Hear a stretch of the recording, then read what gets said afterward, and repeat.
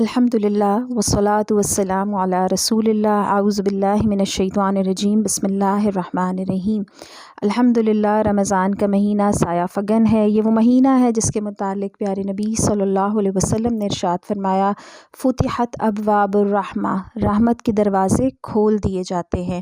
اور ایک اور حدیث میں پیارے نبی صلی اللہ علیہ وسلم نے ارشاد فرمایا کہ تمہارے پاس رمضان جیسا بابرکت مہینہ آتا ہے تو اللہ تعالیٰ اپنی رحمت سے تمہیں ڈھانپ لیتے ہیں، گناہ معاف کر دیتے ہیں، دعا قبول فرماتے ہیں، اور اللہ تعالیٰ تمہارے ذوق و شوق کو دیکھتے ہیں، تمہاری وجہ سے فرشتوں پر فخر کرتے ہیں۔ پس تم بھی اپنی طرف سے اللہ تعالیٰ کو بھلائی دکھاؤ، بے شک وہ نہایت ہی بدبخت ہے جو اس مہینے میں اللہ کی رحمت سے محروم رہا۔ تو ذرا غور کیجیے گا پیارے نبی صلی اللہ علیہ وسلم کے الفاظ کے اوپر، اور اس میں سے ایک بات کو ہم دیکھتے ہیں کہ فرمایا کہ پس تم بھی اپنی طرف سے اللہ تعالیٰ کو بھلائی دکھاؤ، یعنی یہ وہ مہینہ ہے جس کے اندر ہم نیکیوں میں سبقت لے جانے کی، آگے بڑھنے کی کوشش کرنے والے ہوں۔ اب اسی حوالے سے ایک اور پہلو کو ہم دیکھیں گے، اور وہ پہلو جس پر آج انشاءاللہ ہم بات بھی کریں گے وہ یہ ہے کہ نبی کریم صلی اللہ علیہ وسلم نے رمضان کے متعلق ارشاد فرمایا کہ ہوا شہر مواسات، کہ یہ باہمی ہمدردی اور غم گساری کا مہینہ ہے۔ جیسے ہم یہ پڑھتے ہیں نا کہ یہ صبر کا مہینہ ہے، اور فرمایا کہ صبر کا بدلہ جنت ہے، یہ حدیث کے الفاظ ہیں۔ اور اسی طرح فرمایا کہ یہ مہینہ کس کا مہینہ ہے؟ مواسات کا مہینہ ہے، غمخواری کا مہینہ ہے، ہمدردی کا مہینہ ہے۔ مواسات کے معنی میں مالی ہمدردی کرنا بھی شامل ہے اور زبانی ہمدردی کرنا بھی شامل ہے۔ ایک بزرگ سے کسی نے دریافت کیا کہ روزہ کیوں فرض کیا گیا؟ تو انہوں نے جواب دیا کہ تاکہ غنی بھوک کا مزہ چکھے اور بھوکے کو بھلا نہ دے، یعنی رمضان خیرخواہی کا مہینہ ہے، اور اس مہینے کا ایک ہدف یہ ہے کہ جہاں ہم اللہ سے اپنا تعلق مضبوط بناتے ہیں، جہاں ہم زیادہ سے زیادہ وقت قرآن کے ساتھ گزارتے ہیں، جہاں ہم قیام اللیل کرتے ہیں، جہاں ہم نمازوں کو اس ذوق اور شوق سے ادا کرتے ہیں کہ نفل کا اجر فرض کے برابر اور فرض کا اجر 70 گنا زیادہ بڑھ جاتا ہے، تو وہیں اس مہینے کا ایک ہدف کیا ہے کہ ہم اپنے نفس کو حقوق العباد ادا کرنے کے لیے تیار کریں۔ یہ جو آج کا نفس ہے نا، یا شاید ہر دور کا جو نفس ہے، اس کے لیے سب سے پہلے سب سے اہم کیا ہوتی ہے؟ میری ذات، میری ضروریات، میری پسند، میری ناپسند۔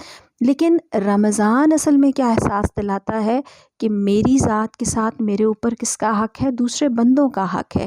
تو اس مہینے میں اپنے نفس کو ایثار کرنے کے قابل بنانا ہے، اور ایثار بھی وہ جو معیاری ایثار ہو۔ آپ دیکھتے ہیں جب ہم تاریخ میں پڑھتے ہیں اسلام کے اولین دور میں کہ لوگ ضرورت مندوں کو اپنا کھانا کھلا کر ان سے اظہار ہمدردی کرتے تھے، یا پورا کھانا ان کو دے دیتے تھے، خود بھوکے رہ جاتے تھے۔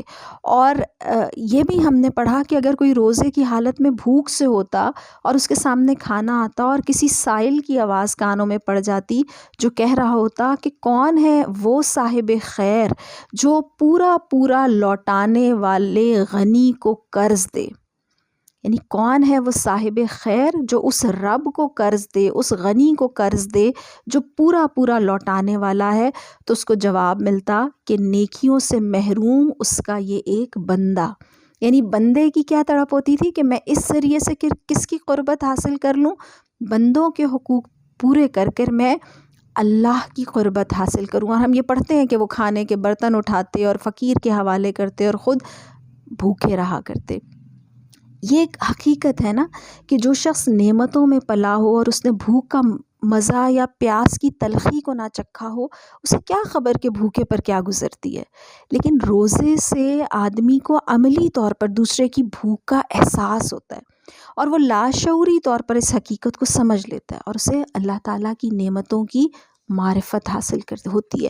اور اصل میں نعمتوں کی معرفت حاصل ہی اس وقت ہوتی ہے جب وہ نعمت ہمارے پاس نہیں ہوتی، اور جتنی ہمیں نعمتوں کی قدر ہوتی ہے اتنا ہی پھر شکر ہمارے اندر پیدا ہوتا ہے، اور جب بندے کے اندر شکر پیدا ہوتا ہے تو اس کے اندر عاجزی پیدا ہوتی ہے، اور وہ عاجزی اس کو اللہ کے آگے بھی جھکاتی ہے اور بندوں کے لیے بھی اس کو نرم دل اور نرم خو بناتی ہے۔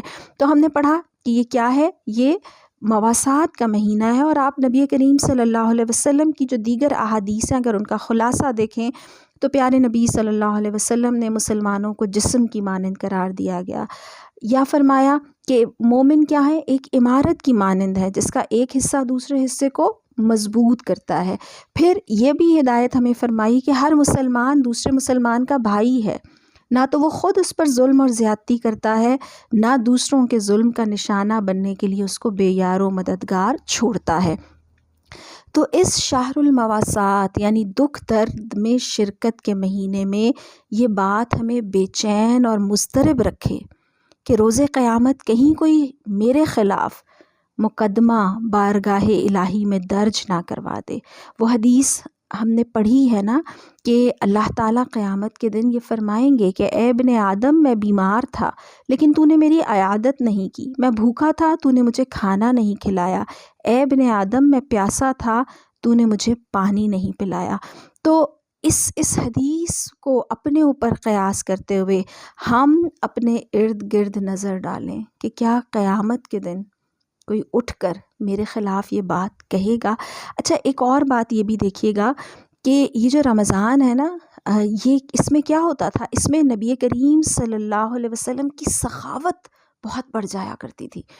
ایک حدیث میں ہمیں یہ پتہ چلتا ہے کہ آپ صلی اللہ علیہ وسلم لوگوں میں سب سے بڑھ کر سخی تھے، لیکن ماہ رمضان میں آپ کی سخاوت اور فیاضی کی شان یہ تھی کہ آپ تیز ہوا کی رفتار سے بھی زیادہ سرعت سے سخاوت فرمایا کرتے تھے۔ تو یعنی وہ سخاوت کے بس جس میں تیزی ہے، جو ہر جگہ پہنچ رہی ہے۔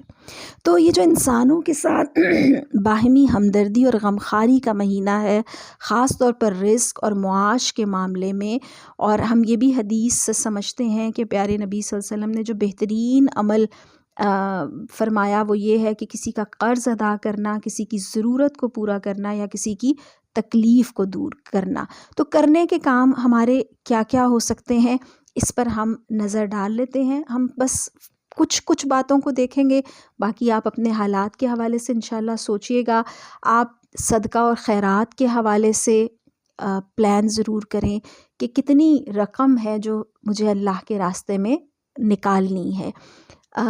اس پر سوچیں کہ کتنے رشتہ دار ہیں جن کی بالخصوص مجھے مدد کرنی ہے۔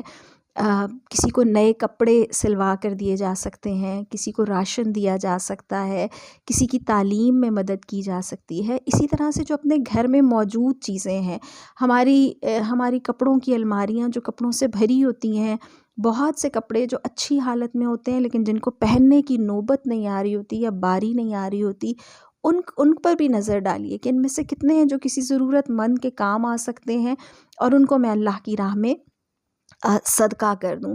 اسی طرح سے آپ یہ بھی دیکھیے کہ جیسے سحر اور افطار کا انتظام کرنا، بالخصوص افطار کے حوالے سے تو ہمیں یہ بات پتہ چلتی ہے کہ روزہ دار کو اگر ہم اس کا روزہ کھلواتے ہیں تو روزہ کھلوانے والے کو بھی اجر ملتا ہے، بغیر اس کے کہ روزے دار کے اجر میں کمی ہو۔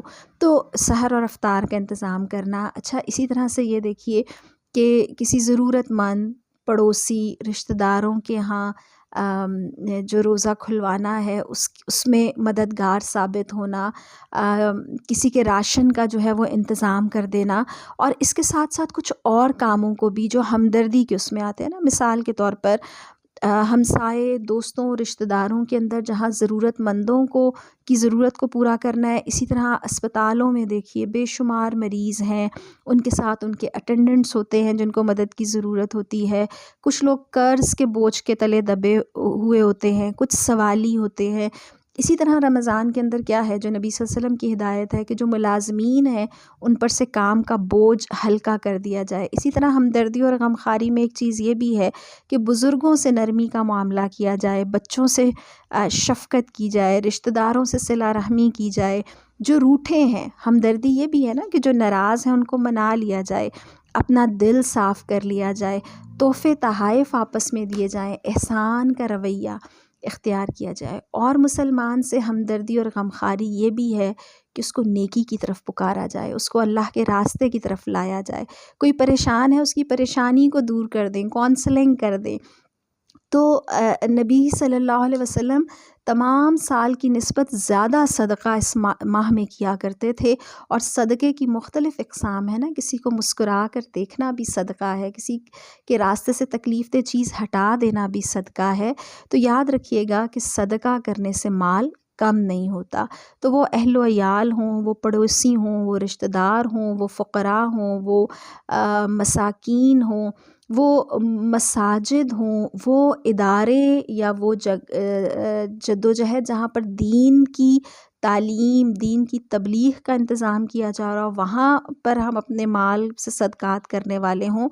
حالات حاضرہ کے مطابق جہاں پر ضرورت ہو وہاں پر مسلمانوں کی ہم ہمدردی اور غمخواری کرنے والے ہوں۔ تو یہ کام اصل میں ہم نے کس کے لیے کرنے ہیں؟ یہ کام ہم نے اپنی خاطر کرنے ہیں، تاکہ یہ جو صدقات ہیں اور یہ جو غمخواری ہے یہ قیامت کے دن ہمارے لیے ایک سائے کی شکل میں ہو، جو ہمیں وہاں کی گرمی اور دھوپ کی شدت سے بچانے والی ہو۔ اللہ تعالی ہم سب کے لیے آسانیاں فرمائے۔ السلام علیکم ورحمۃ اللہ وبرکاتہ۔